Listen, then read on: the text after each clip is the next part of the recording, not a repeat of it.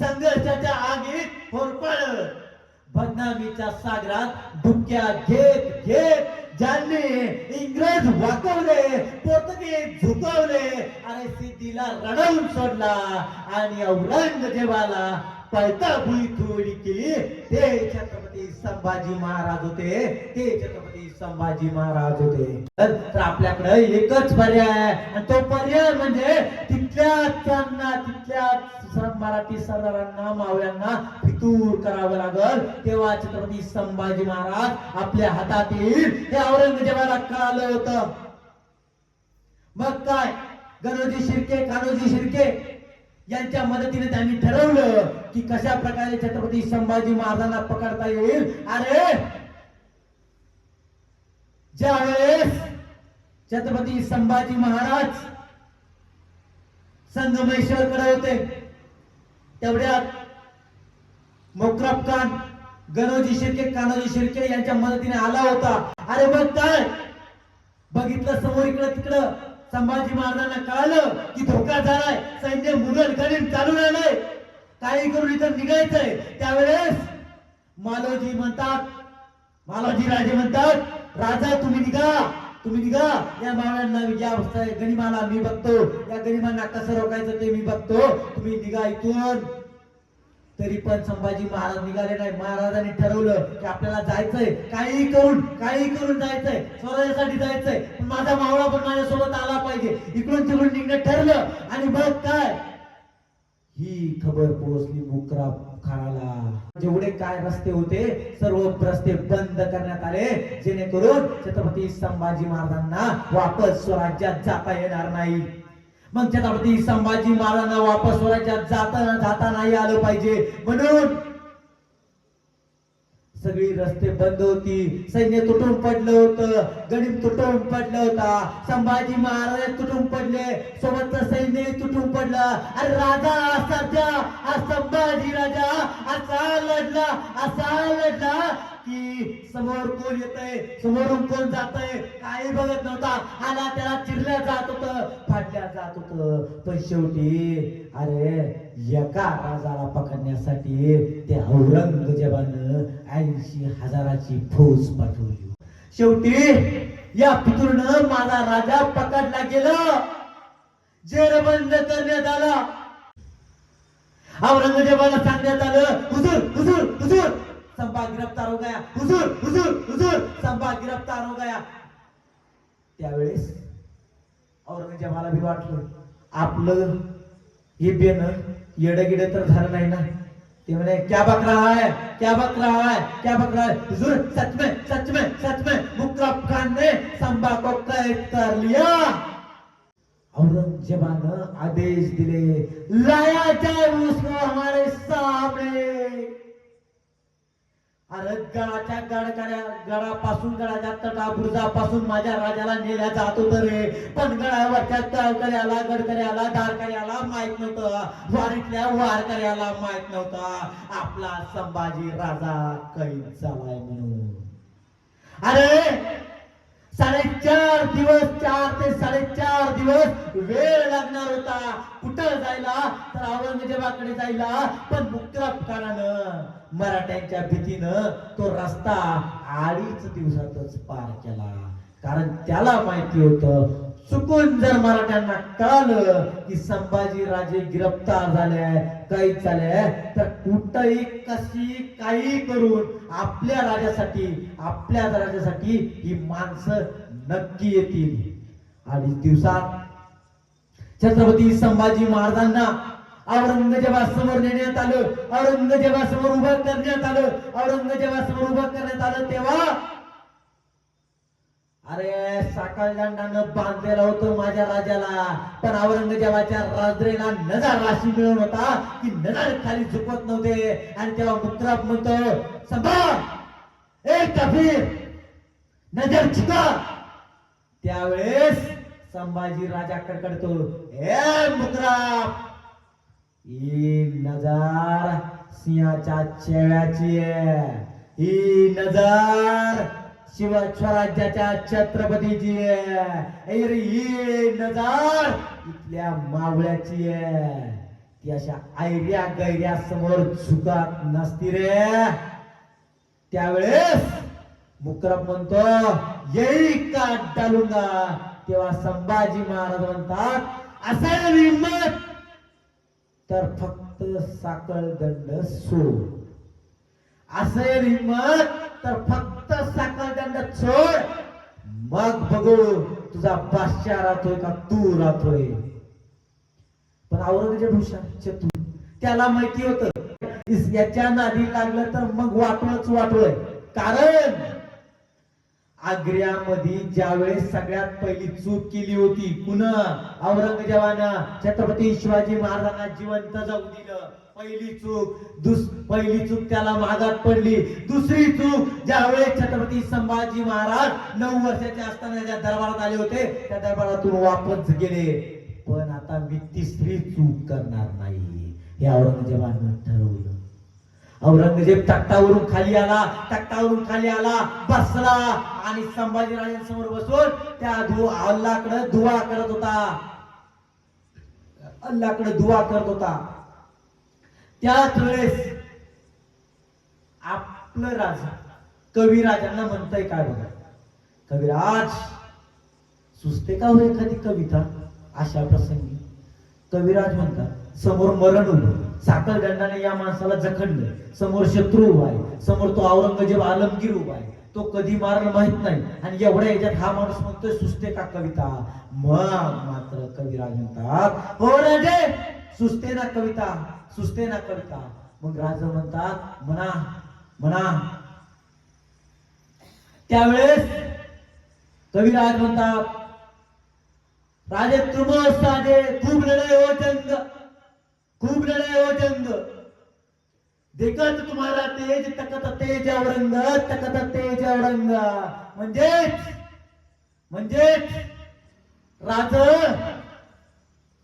तुम्ही एवढ्या लढाया केल्या. तुमचं शौर्य तुमचं धैर्य तुमचं धाडस एवढं मोठं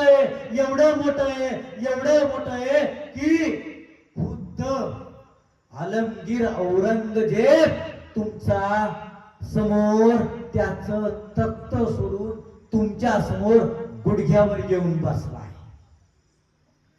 त्यावेळेस औरंगजेब म्हणतो खामोश. औरंगजेब ज्यावेळेस म्हणतो खामोश तरी तो म्हणतो संभा मैं तुम्हें 2 सवाल पूछूंगा. दोनों सवालों का जवाब सही देना. पहला सवाल बताओ संभा स्वराज्य का खजाना कहाँ पे रखा है. बताओ स्वराज्य का खजाना कहाँ पे रखा है. त्यावेळेस छत्रपती संभाजी महाराज म्हणतात हे औरंगजेब तुझ्या सारख्याला हाक मारून भीक देणारी औलाद आम्ही आमचा खजिना लपवत नसतो. अरे उभ्या तटाभुरजा गड किल्ल्यात आहे खजिना. अरे एवढंच नाही स्वराज्याचा खजिना म्हणजे या ताटमानेने फिरणाऱ्या या माया माऊली आहे स्वराज्याचा खजिना. ही मावळ आहे स्वराज्याचा खजिना. अरे इथल्या प्रत्येक मावळ्याच्या प्रत्येक माणसाच्या तोंडामध्ये जे उद्गार आहेत ते खजिना. औरंगजेबा काय ना हा माणूस मरणाच्या दारात उभा आहे तरी असं बोलतोय खामोश म्हणतो. जाय इसको हमारे सामने से. मग औरंगजेबाचा आदेश तो समोरून नेण्यात येतो. ज्यावेळेस छत्रपती संभाजी महाराजांना नेण्यात येतं मित्रांनो छत्रपती संभाजी महाराजांना साखळ दंडाने बांधलेलं असतं. बाजूलाच कविराजांना बांधलेलं असतं. अरे छत्रपती संभाजी महाराजांना म्हणण्यात येतं की हमारा गुलाम हो जाओ हमारे पास आ जाओ. पण छत्रपती संभाजी महाराज नाही म्हणतात. अरे ते आपसे डोळ्यापाशी येतात. सळ्या घेऊन येतात. सळ्या जवळ येतात आणि सरकन त्या सळ्या आपल्या शंभू राजाच्या डोळ्यात. अरे डोळ्यात गेलेल्या सळ्या बुबुल बाहेर आणतात. अरे आऊसाहेब ज्या डोळ्यानं पाहिलं होतं हे स्वराज्य. आऊसाहेब ज्या डोळ्यानं पाहिलं होते आबासाहेब. आऊसाहेब ज्या डोळ्यानं पाहिलं होतं हे आबाळभर स्वराज्य. आता तेच आमच्या छाव्याचे डोळे राहिले नाही तो. आबासाहेब ज्या डोळ्यानं बघितला होता एक तुमच्यासारखा बाप, ते डोळे आता राहिले नाहीत. ती डोळं या मुलाच्या हापशांनी काढून घेतली होती. मित्रांनो, डोळे काढण्यात आली त्यावेळेस औरंगजेबाकडे माणूस येतो. कुछ बोला क्या उसने, कुछ बताया क्या उसने, कुछ बताया क्या. त्यावेळेस तो माणूस म्हणतो औरंगजेबाला, नहीं हुजूर, नहीं हुजूर, नहीं हुजूर, कुछ भी नहीं बता रहा है, सिर्फ स्वराज्य स्वराज्य कर रहा है, जगदंब जगदंब कर रहा है. अरे ही होती निष्ठा आणि या राजाला आम्ही बदनाम केलाय. ही होतं स्वराज्य प्रेम, ही होती स्वराज्यासाठी बांधिलकी. अरे काय झालं असतं जर का माझ्या राजाने म्हणलं असतं, हो आम्ही सोडून देतो स्वराज्य, आम्ही येतो औरंगजेबाच्या ताकदीत. काय भेटलं नसतं, सर्व काही भेटलं असतं, फक्त एक गोष्ट भेटली नसती, ती म्हणजे आज जे तुम्ही आम्ही वावरतोय ना, जे तुम्ही आज आम्ही ताटमानेने जगतोय ना, ते आम्हाला जगता आलं नसतं, ते आमच्याकडून झालं नसतं. यासाठी केलंय. आपल्या या ज्या बाया बापड्या, या ज्या बाया मायली की उभ्या ताट मानेने फिरताय, कुणी DYSP होतंय, कुणी PSI होतंय, कुणी क्लास 1 अधिकारी होतंय, ते आज झालं नसतं जर का तेव्हा माझ्या संभाजी महाराजानं निष्ठा सोडली असती तर. मग मात्र औरंगजेब दुसरा आदेश देतो. दुसरा आदेश म्हणजे असा असतो की संभाजी महाराजांची कानं काढण्यात यावी, संभाजी महाराजांची कानं काढण्यात यावी. मित्रांनो, आतापर्यंत ज्या का परत ती जवळ येतात, की आपली राक्षसी प्रवृत्तीची माणसं जवळ येतात आणि ज्या कानांनी आतापर्यंत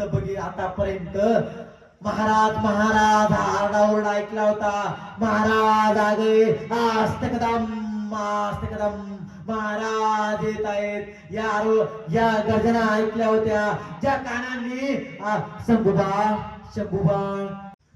आणि पाता पाता ती कानू बसल्या गेली. अरे इथं बसल्या तुम्ही आम्ही चटईवर बसलोय, अरे साधा खरडा उठतोय म्हणून आपण 4दा जागा बदलतोय, मांडीला कळ लागते म्हणून 4दा पाय लांबवतोय. अरे साधा काटा टोचला ना तर आई ग म्हणणारे आपण. त्या राजाला काही वाटलं नसेल का रे तेव्हा, त्या राजाला वेदना झाल्या नसेल का रे तेव्हा, पण त्या वेदनांची काहीच किंमत नव्हती, त्या वेदनांना काहीच व्हॅल्यू नव्हती, कारण एकच होत, स्वराज्य स्वराज्य स्वराज्य. कारण छत्रपती संभाजी महाराजांना माहिती होतं, जर का मी आता याप्रमाणे मरण पत्करलं तर माझ्या रक्ताच्या थेंबातून 1000 संभाजी इथं जन्माला येतील आणि संताजी धनाजी जन्माला येतील आणि मग या चक्रधातून हे स्वराज्य पुढे चालल, हे संभाजी महाराजांना माहिती होतं. म्हणून त्यांनी ते मरण पत्करलं. मित्रांनो, कानं काढण्यात आली. मग औरंगजेबासमोर परत गेली ती सरदार. औरंगजेब म्हणतो, काही कुछ बोला क्या. नहीं हुजूर, नहीं बादशाह, नहीं, कुछ भी नहीं बोल रहा है, कुछ भी नहीं बता रहा है, कुछ भी नहीं सुन रहा है, सिर्फ स्वराज्य स्वराज्य स्वराज्य. मग आदेश देण्यात आला जीप काढण्याचा. अरे मग जीप काढण्यासाठी परत हापशे पुढे आली. महाराजांनी तोंड बंद केलेलं होतं. अरे ती जीभ आता काढल्या जाणार होती, ज्या जिभेनं आतापर्यंत मावळ्यांना आदेश दिले होते, ज्या जिभेनं आतापर्यंत ज्या जिभेतून वाणी आली होती, आबासाहेब आऊसाहेब, ज्या जिभेतून आजपर्यंत हर हर महादेव जगदंब या गर्जना झाल्या होत्या, ती जीभ आता काढण्यात येणार होती. आणि मग हापसे जवळ आले पण तोंड काय उघड्याना मग एक हापसा जवळ आला आणि त्यानं माझ्या राजाचं नाक दाबलं आणि नाक दाबल्यानंतर मात्र जीभ बाहेर आली. जशी जीभ बाहेर आली तशी त्या जिभेला उपसण्यात आलं.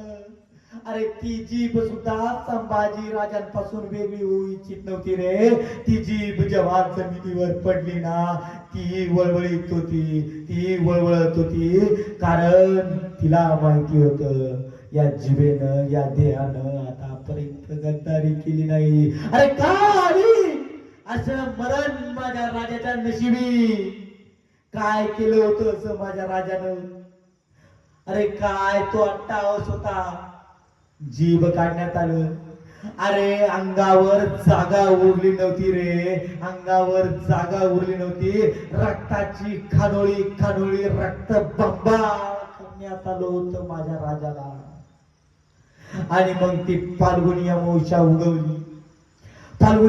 उगवली आणि मग इंद्रायणीच्या डोळ्यासमोर अरे तो इंद्रायणीचा डोळ सुद्धा म्हणत होता अरे काय आलं या राजाच्या नशिबात. या इंद्रायणीच्या प्रवाहाने या इंद्रायणीने भीमाने जे बघितलं होतं त्याच राजाचं गर्दन उडवण्यात आली. इंद्रायणीचा देह फक्त बघत होता. ज्याच राजाची मान उडवण्यात आली आणि ती भाल्याच्या टोकावर बसवण्यात आलं मुडकं आणि ती मिरवणूक काढण्यात आली. अरे याप्रमाणे चळल्या गेलं माझ्या राजाला. अरे कशासाठी हा खेळ सहन केला असा फक्त आणि तुमच्या आणि आमच्यासाठी रे. येणारी पिढी व्यवस्थित जगावी राहावी आणि माझ्या रक्ताच्या थेंबामधून एक एक थेंबामधून असा मावळा जन्माला यावा ना, असा मावळा जन्माला यावा. या क्रोधातून मराठे आशे पेटावे की औरंगजेबाला या स्वराज्या काहीच मिळालं नाही पाहिजे. आणि मग त्यासाठीच फक्त हे मरण पत्कारलं माझ्या राजानं. आणि खरंच त्या रक्ताच्या थेंबामधून असे मावळे जन्माला आले. आणि हे मरण असं मरण होतं की मला विचार करा आता मी आज तुम्हाला सांगतोय, विचार करा. हे सांगताना आपल्याला ऐकताना कसं वाटतंय विचार करा. त्या देही त्या डोळा त्या लोकांनी त्या कानाने ते ऐकलंय त्यांना कसं वाटलं असेल. तो क्रोध खवळला आणि तो क्रोध असा खवळला की औरंगजेबाला या दख्खनेत काहीच मिळालं नाही. आणि शेवटी पागल झालं पागल. अरे त्याला दिमाग काम करत नव्हता, त्याला सुचत नव्हतं काय करावं. कुछ भी करके आणि असं सळो किपळ त्याला करून सोडलं 3 माणसांनी. पहिली जोडी म्हणजे संताजी आणि धनाजी आणि त्यानंतर म्हणजे तारा राणी. यांनी त्याला एवढं सळो किपळ करून सोडलं की त्याला सुचत नव्हतं काय करावं. अखेर त्याची कबर इथंच आपल्याच रत्नपूर म्हणजेच खुलताबादला खोदण्यात आली. तिथं अरे त्याच्या नशिबी असा मृत्यू आला की त्याच्या मृत्यूच्या वेळी त्याच्या पोरांमध्ये भांडणं चालू होती. मित्रांनो, छत्रपती संभाजी महाराजांचा इतिहास आपल्याला माहिती पाहिजे. एक कणभरही मी तुम्हाला सांगितलं नाही, वाचायला घेतलं तर खूप वाचण्यासारखं आहे.